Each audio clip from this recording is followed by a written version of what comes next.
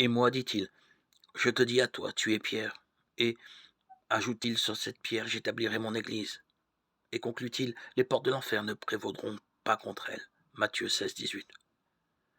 Pour le préparer à cet honneur, Jésus-Christ, qui sait que la foi qu'on a en lui est le fondement de son Église, inspire à Pierre une foi digne d'être le fondement de cet admirable édifice. Vous êtes le Christ, Fils du Dieu vivant. Par cette haute prédication de la foi,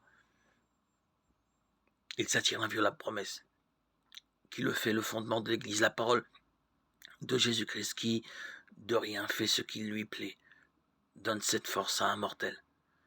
Qu'on ne dise point, qu'on ne pense point que ce ministère de Saint-Pierre finisse avec lui. Ce qui doit servir de soutien à une église éternelle ne peut jamais avoir de fin.